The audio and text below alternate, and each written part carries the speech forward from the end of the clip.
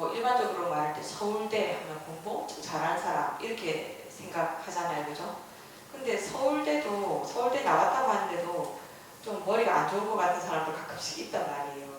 그러니까 이 출가자들이 다 모였다. 그러니까 우리가 그냥 생각하기에는 저절로 잘 돌아갔겠지 그런 생각이 드는데, 그 인도라는 그 나라, 그 고대 인도의 그, 그 문화 자체가 말씀드린 것 같은데요. 이 출가를 한다라는 것 자체가 그냥 아무렇지도 않은 거예요. 우리는 출가 한번 하려고 하면 부모님이랑 헤어지고 울고 짜고 이렇게 하면서 다시는 못 볼 수 있다 이렇게 출가를 하잖아요. 근데 지난번에 그 4가지 주기가 있다고 그랬었죠. 인도에는 처음에 범행기, 가주기, 그 다음에 유행기, 인서기. 근데 유행기에 들어가게 되면 누구나 다 인도 사람들이라고 그러면 가주기가 지나고 나면 거의 출가를 한단 말이에요. 이 출가가 좀 우리가 대한민국이나 뭐 다른 대만이나 뭐 다른 동아시아에서 생각하는 것만큼 아주 무겁게 여겨지는 건 아닌 거죠. 그러니까 부처님이나 이 대가섭처럼 아주 큰 집안에서 가업을 이어야 되는데 간다 이러면 집안에서 큰일 났다 하고 난리를 하는데, 그냥 이 출가 자체가 그렇게 아주 대단한 일은 아니었거든요. 여러 모든 종류의 사람들이 다 모인다는 거예요. 그러니까 성격도 안 맞고 아직까지 아란이 되지 않았으니까 성격도 부딪히고 그럴 거 아니에요. 그래서 부처님이 계율을 정하게 됩니다. 근데 부처님의 계율은 굉장히 좀 특징적인 것이 뭐냐면, 그 기독교에서 모세는 그 10계를 어디서 받아옵니까? 10계를 누구한테 받아요? 그 누군가가 정하는 게, 우리끼리 뭐 정하고 이렇게 하는 게 아니고 하나님한테 가서 산에 가서 기도를 하니까 하나님이 이 10가지를 꼭 지켜라 하고 내려주시는 게 10계명이잖아요.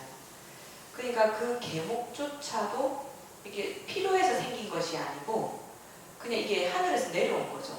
그런데 부처님의 계율은 수범수제라고 합니다. 제가 바로 쓸 수 있을까요? 이 숫자가 따르다 숫자거든요. 범자 우리 범죄할 때 범자잖아요.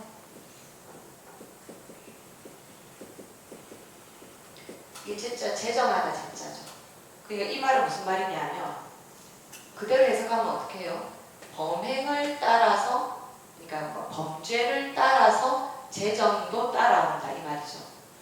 그러니까 이게 처음부터 너희들 이렇게 하면 큰일 나 이렇게가 아니고, 부처님은 누군가가 이런 적이 있어요. 이거는 이제 그냥 그 비구니 스님 중에서 부처님 말을 좀 잘 안 듣는 비구니 스님이 있었어요. 근데 이 비구니 스님은 엄청 예뻤어요. 어느 날 마늘밭을 지나가다가 자기가 마늘이 너무 먹고 싶은 거예요. 그래서 농부가 막 일하고 있길래 그 농부를 불러다가 나 마늘 너무 먹고 싶은데 마늘 좀 주면 안 돼요? 그 농부는 이 스님이 스님이어서 된 게 아니고 너무 예쁘고 뭔가 이 스님한테 뭘 잘해주고 싶은 느낌이 드는 거예요. 이게 수행이 깊으시니까 드려야지 이렇게 생각한 게 아니고, 그래서 스님이 먹고 싶을 때 얼마든지 갖고 가서 드세요 이렇게 말했단 말이에요. 근데 이 비구니 스님은 좀 공부가 덜 되고 이렇게 하다 보니까 그 말을 듣고 친구들을, 다른 비구니 스님 다 데려다가 그 밭에 있는 마늘을 몽땅 뽑아오는 거예요. 그러면 이 농부가 그럼 가만히 있겠어요? 부처님한테 바로 가죠. 부처님한테 가서 아니 나는 예쁜 스님이 왔길래 요만큼만 갖고 가라 했는데 내 밭을 온통 다 갖고 갔다고 하니까 부처님께서 그 비구니 스님 불러다가 너 그러면 안 돼 라고 하면서 모두에게 마늘밭에 가서 마늘 먹지 마라 라고 제정을 하시는 거예요. 아무 이유가 없어요.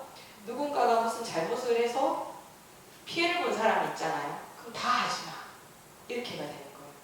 그래서 얼마나 말을 안 들었으면 비구 스님은 250개가 있다고 하니까 250개의 사건이 있었다라는 말인 거죠.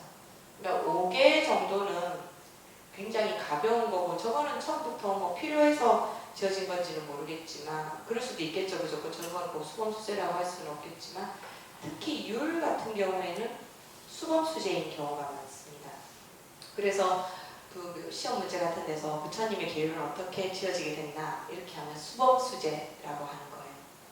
그리고 맨 처음에 부처님이 계셨을 때는 그냥 다 뭐 오비구도 마찬가지고 까사파 형제도 마찬가지고 뭐 사리불이나 다 부처님 딱 만나자마자 부처님 너무 좋아요 출가할게요 그러면 비구들이여 어서 오라 이렇게 해서 경전에 보면 저절로 삭발이 싹 되면서 가사가 입혀졌다. 그래서 바로 비구가 되는 거예요. 근데 이제 그 제자들이 다 나가서 이제 그 제도도 하고 전도도 하고 이렇게 되면 이 사람들도 또 스승이 될 수 있잖아요. 그리고 부처님께서 일일이 모든 사람들을 다 개를 줘서 비구 비구니를 만들 수 없잖아요. 그래서 이 그 계율과 함께 만든 제도가 화상제도예요. 화상. 이 화상이라는 말은 스승이라는 말로 쓰이는 건데요. 그러니까 그 우리나라로 치면 그 지금 회주 스님 계시고 영관 스님 저번 시간에 왔었잖아요. 그럼 회주 스님이 은사 스님이고 영관 스님이 상좌 스님이라고 하거든요. 그렇게 되면은 회주 스님께서 영관 스님의 화상이 되는 거예요. 그러니까 그 화상 밑에 있으면서 부처님이 직접 다 가르치지를 못하니까 이제 점점 많은 비구들이 생기니까 화상 제도를 만들어서 화상이 이 자기 제자를 가리키면서 뭐 옷이라던가 가르침이라던가 모든 걸 다 해주는 거예요. 그래서 가르침을 주고 그러다 보면은 이제 방금도 말씀드렸지만 이 출가 제도라는 것이 인도에서는 조금 우리나라에서 생각하는 것보다 조금 가볍다고 그랬잖아요. 출가했다 집에 가서 가기도 해요. 그게 아무런 그게 큰일이 아닌 거예요. 그렇게 되면 화상으로 모셨는데 집에 가셨다거나 아니면 화상으로 모셨는데 너는 이제 다 됐으니까 나는 내 수행을 하러 떠날 테니 너는 너 알아서 해라 이렇게 해버리면 아직까지 다 크지 않은 사람인 경우에는 또 스승이 없어지는 거잖아요. 그래서 화상을 두고 화상이 없는 사람이 의지할 수 있는 것을 아사리 제도라고 해서 아사리라는 스님, 교수 스님을 만듭니다. 그래서 만약에 화상이 없어졌을 경우에는 아사리를 의지해서 공부해라. 제가 살짝 갑자기 생각이 안 나서 라고 하시거든요. 그거는 어디에 있냐면 이 책 아까 171쪽보다 조금 뒤에 보면 173쪽부터 계율의 재정이라고 나오거든요. 거기에서 아사리가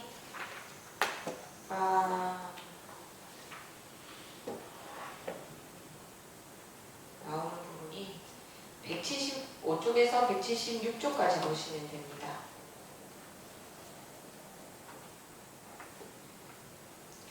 그리고 부처님 시대에는 그 성인이 되지 않은 그러니까 모두가 다 비구인데 아직 성인이 되지 않은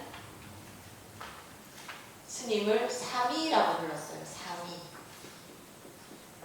그러니까 왜 우리나라에서는 지금 이 사미라는 것이 성인이 되지 않은 미성년의 스님을 사미라고 하지 않고 요즘은 출가를 해서 기본 교육을 다 아니 기본 교육을 받고 있는 스님을 사미라고 그래요. 그러니까 가끔씩 이런 질문 잘 받는데 어떤 스님들 같은 경우는 저처럼 이렇게 그냥 여기 아무 색깔 없이 다 회색인 스님들이 있는데 어떤 스님들 옷을 보면 여기에 갈색 띠를 이렇게 두른 스님들 본 적 있지 않으세요?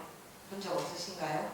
그럼 이제 알아두세요. 이렇게 띠를 이렇게 하고 있는 분들은 사미 또는 사민이인 거예요. 사민이. 그리고 성인이 되면 인도에서는 이분들이 나중에 비구니가 되는 거죠. 그러니까 미성년일 때는 사미이다가 나중에 비구가 되고 성인이 돼서 바로 했으면 사미가 없고 바로 비구가 되는 거예요. 그리고 여자는 니라는 말을 붙여서 사민이 미성년의 사민이이고 그리고 나중에 비구니가 된 거죠. 근데 만약에 인도 시절 부처님 시절에는 성인이 돼서 여성이 출가를 한다. 그럼 바로 비문이가 되는 거예요.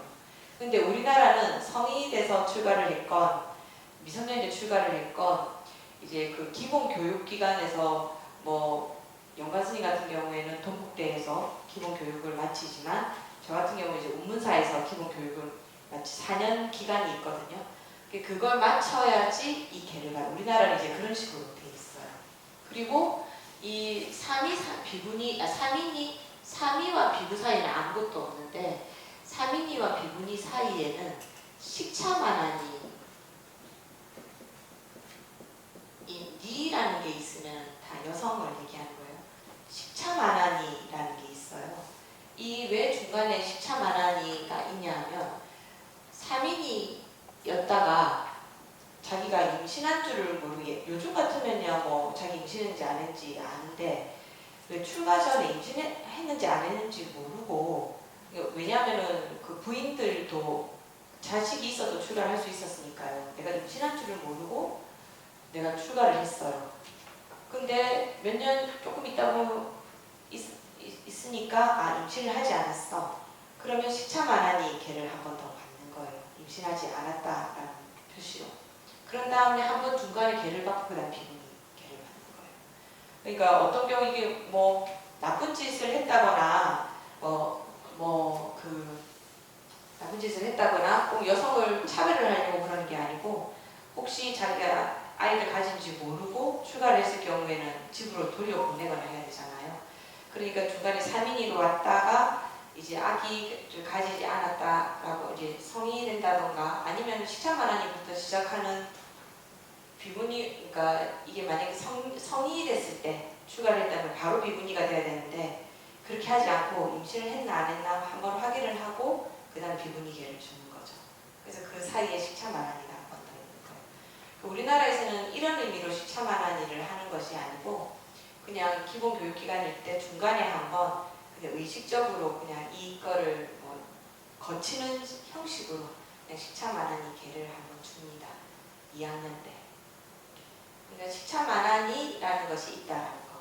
그러니까 내가 출가를 하고 나서 임신하지 않았다라는 것이 증명된 그 여성 출가자를 식차만한이라고 하는 겁니다. 그리고 비문이가 있는 거죠. 이렇게 해서 부처님의 승단이 점점 체계를 갖춰가요. 그러니까 지금 체계를 갖추는 방법이 옛날에는 그냥 다 모아서 그냥 우르르 몰고 다녔잖아요. 근데 중림정사에 있을 때부터는 어떻게 되냐면 수범수재하는 에 따라서 계율이 제정되고 그리고 사람들이 많이 하시다 보니까 부처님께서 일일이 다 제자를 돌보실 수가 없죠. 그러니까 화상제도를 만드는 거예요. 화상제도를 만들고 나다 보니까 화상이 이 제자를 두고 떠나거나 아니면은 뭐 이 떠난다는 게 꼭 나쁜 의미가 아니더라도 좋은 의미에서 아무튼 헤어지는 경우가 있잖아요. 그렇게 됐을 때 이제 또 그 제자를 돌봐줄 사람이 없으니까 승단에 그냥 이렇게 교수님처럼 원래 그냥 상주하는 아사리가 있는 거예요. 그러니까 화상이 없어졌을 때는 아사리한테 의지를 한다. 그리고 3인이는 미성년일 때 그리고 성인이 되면 비군이가 되는데 여성인 경우에는 그 임신의 여부를 확인해주는 식차만한이를 한번 중간에 더 받게 된다. 이게 부처님 생애에서 이제 중림정사에 가서 대가섭이 들어올 때쯤에 이런 형태가 이루어진다는 것을 알면 되는 거죠. 어쩐지 부처님 생애를 얘기해서 좀 이야기처럼 하고 마치려고 그랬더니 오늘도 배울 것이 많네요. 지금 이러고 보니까 곤란하네. 자, 지난 시간에 배웠던 우리 불교에서는 고통이 몇 가지가 있었습니까? 예, 불교에서 말하는 사고, 팔고 이렇게 하는데 사실은 전체로 팔고인 거죠, 그죠? 사고는 뭐였죠? 네 가지 고통은 예, 생로병사. 그리고 그 생로병사 사고는 생로병사. 플러스 또 네 가지 고통이 있어서 이것이 팔고가 되는 거잖아요. 그래서 사고 팔고라고 하는데 사고 첫 번째는 애 별리고였죠. 예. 사랑하는 하지만 헤어지는 고통. 두 번째는 원증 회고. 원망하고 미워 죽겠는데 만난다는 고통. 그리고 세 번째가 부듣고. 이 말은 구하는데 내가 너무 하고 싶은데 갖고 싶은데 못하는 고통. 그리고 세 번째가 좀 어렵지만 오음 성고라고 해서 이 오음이라는 것은 우리 반야신경 할 때 하는 색수상행식. 그러니까 말하자면 인간으로 살아야 되는 고통이라는 말일 거예요. 그러니까 저는 이것이 어떤 때는 진짜 제가 그런 경험이 있어요. 행자 때였는데요. 날씨가 이렇게 더웠어. 그래서 이렇게 그날 제사여서 과일 상자를 과일을 법당까지 옮겨야 되는 거예요. 그래서 과일 상자를 이렇게 들고 왔는데 너무 더운데 너무 무거워 죽겠는 거예요. 이렇게 지나가는데 개가, 우리 집에 개가 있었거든요. 은사순절에 개가 이렇게 누워가지고 내가 지나가니까 이렇게 하고 딱 쳐다보는 거예요. 근데 순간 있잖아요. 순간 와, 얘는 팔자 좋다 이러면서 살짝 부러운 거예요. 와, 부러운 순간 깜짝 놀라요. 안 돼, 그래, 난 개로 태어나면 안 되지? 이렇게 생각했단 말이에요. 제가 얼마나 인간으로 사는 게 괴로웠으면 개가 됐으면 좋겠다 이렇게 생각을 했을까요? 근데 제가 왜 갑자기 그 편하게 있는 개를 보면서 안 된다 이렇게 생각했을까? 나는 고통에서 벗어나고 싶어서 출가를 했는데 내가 만약 개가 돼버리면 어떡해? 내가 진짜, 저는 그때 생각 단속을 엄청 해야 된다 생각을 했었거든요. 내가 한 순간이라도 개가 되고 싶다 그러면 내가 죽는 순간에 개가 돼버릴지도, 그러니까 그렇게 돼버릴지도 모르겠는 거예요. 제가 이런 생각을 하게 된 이유가 뭐냐면, 여러분들은 원하는 것이 안 이루어진다 이렇게 생각, 사람 마음대로 안 된다 이런 말 많이 하잖아요. 근데 저는 진짜 사람 마음대로 된다는 걸 너무 절실하게 느껴서 정말로 마음 쓰는 걸 잘해야 되겠다 이렇게 생각하는 사람이에요. 그러니까 제가 우스갯소리로 그러잖아요. 공주 되고 싶다고 복도 안 짓고 막 그렇게 해놓고는 공주 되고 싶다는 마음만 강하면 다음 생에 많은 나라 공주로 태어난다고 세상에서 가장 불행한 사람이 되는 거잖아요. 왜 제가 진짜 그런 생각을 하게 됐냐면, 제가 지금은 이제 목소리도 낮아지고 연구를 계속 하다 보니까 목소리가 별로 그렇게 좋은 편이 아닌데, 꼬마일 때 어릴 때는 노래를 못 잘했어요. 그래서 왜 그때 되면 다들 그런 꿈 꾸잖아요. 가수 되고 싶다. 뭐 오페라 가수든 뭐 그 대중 가수든 내가 노래하는 것을 직업으로 갖고 싶다. 이런 생각을 되게 좀 오랫동안 했었단 말이에요. 그러니까 이제 고등학교 가고 대학 가고 이렇게 하면서 이거는 이제 나랑 멀어졌다 이렇게 생각을 했어요. 근데 제가 천주기도를 하면서 목탁을 치면서 법당이 그때 이제 넓으니까 한 50명, 60명, 많을 때는 100명 이렇게 신도님들을 모아놓고 내가 목탁을 치면서 연부를 하고 있는데 내가 지금 가수가 돼 있네? 이 생각이 드는 거예요. 내 목소리를 사람들은 들려주고 있잖아요. 저 옷 보세요. 약간 드레스 같지 않아요? 그쵸? 법당 저기 그 연평사도 계단 이렇게 내려오잖아요. 우리 이웃 길기 때문에 계단 내려올 때 이렇게 잡고 이렇게 내려가거든요. 제가 그걸 아는 순간에 내가 오랫동안 생각했던 것이 나는 이 형태를 원한 건 아니었는데 내 어안에서 형태가 이루어지네? 이 생각이 든 거예요. 그러니까 좀 무섭다. 그냥 이 생각을 하긴 했거든요. 근데 그런 것들이 고쳐에 있는 거예요. 왜냐하면 지금 저를 보세요. 난 중2 돼서 이렇게 글을 써가면서 가르칠 거라고 생각도 안 했거든요. 근데 어릴 때 다들 선생님 조금씩 다 꿈 갖고 있지 않아요? 근데 결국은 제가 선생님을 하고 있는 거예요. 그러니까 어느 때에 내가 그냥 강하게 좀 오랫동안 가졌던 그런 꿈들은 다 이루어지는 거예요. 그리고 어릴 때 이제 진짜 어릴 때니까 뜬금없이 막 이상한 생각을 하잖아요. 저는 나는 좀 나무가 되고 싶다. 나무가 되면 공기도 좀 이렇게 정화시키고 그랬는데 결국은 사람이 나무처럼 되려고 하면 공기 정화시키고 이렇게 하면 수행자밖에 없잖아요. 그러니까 결국은 제가 어릴 때 굵직하게 좀 오랫동안 생각했던 거는 다 이루어진 거예요. 그죠? 그런 경험 하시죠? 그러니까 제가 개를 보면서 쟤 너무 부럽다 할 때 내가 갑자기 아니에요 라고 빨리 마음 단속을 한 거예요. 이렇게 되면 안 된다. 이 작은 마음이지만 마음을 일으키는 것 자체가 굉장히 나중에 큰 파장을 온단 말이에요. 그러니까 제가 이제 인간으로 사는 게 얼마나 힘들면 제가 그걸 알고 있으면서도 순간 저 걔 너무 부럽다 이 생각을 했는데 내가 빨리 안 된다 이렇게 하면서 오음 선고가 그런 거거든요. 근데 오늘은 이제 우리가 팔고를 했는데 오늘은 세속 팔풍이 있더라고요. 세속은